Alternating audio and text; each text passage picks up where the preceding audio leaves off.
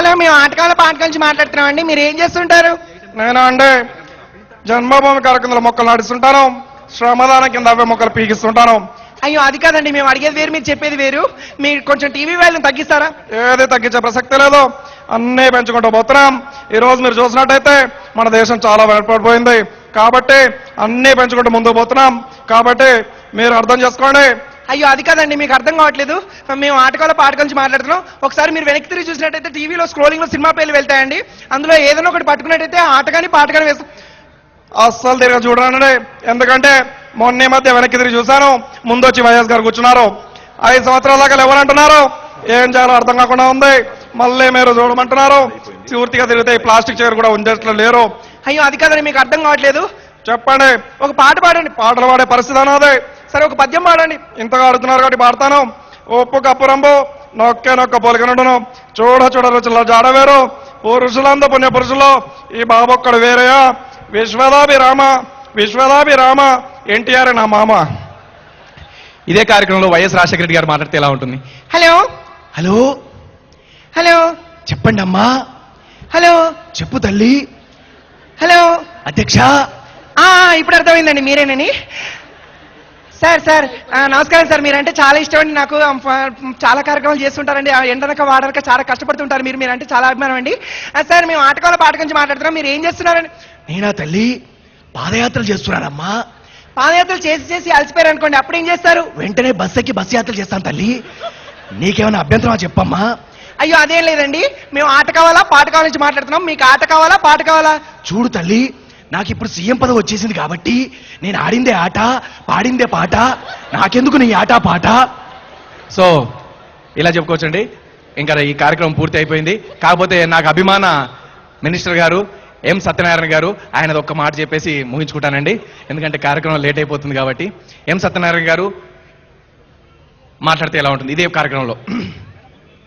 ఆయన మీ అందరికీ తెలుసు, సాంస్కృతిక, క్రీడా మరియు సినీ ఆటోగ్రఫీ మాతులు. సో ఆయన గారికి ఫోన్ వెళ్ళిందండి, ఆయన మాట్లాడే విధానం ఎలా ఉంటుంది? ఆయన ఏది కానీ ఓపెన్ గా మాట్లాడుతుంటారండి. ఇట్లా పద్ధతిగా మాట్లాడాలి ఇట్లా కాదండి. ఆయనకు చక్కగా మనసులో ఏది తోస్తే అదే చెప్పేస్తారు డైరెక్ట్ గా అనమాట, ఎవరికి ఏం భయపడరు. సో ఆయన మాట్లాడుతున్నారు. హలో, ఇది ఫోన్ బిల్ కట్టిర్రా లేదా? ఏది ఊకే ఫోన్లు పోతున్నాయి? నాకేం అర్థమైతే 2 రోజుల నుంచో చూస్తున్నా.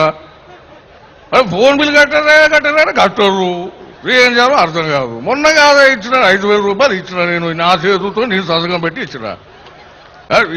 ఏం చేస్తున్నారు పైసలు? ఏంది ఏం అర్థం కాదు.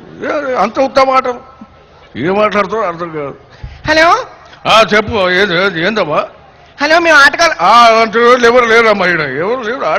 ఆట ఉందా పాట ఇక్కడ ఏముందా? ఏమనుకోరు. అది కాదండి, మేము ఆటకాల పాట గురించి మాట్లాడుతున్నాము. మీరు ఏం చేస్తున్నారండి? నువ్వెవరో నాకు తెలియదు, నేనెవరో నీకు తెలుసోదరో నాకు తెలియదు. నువ్వు వచ్చేసి సడన్ గా ఫోన్ చేసి నువ్వు ఏం చేస్తున్నానంటే ఏం చెప్తారు?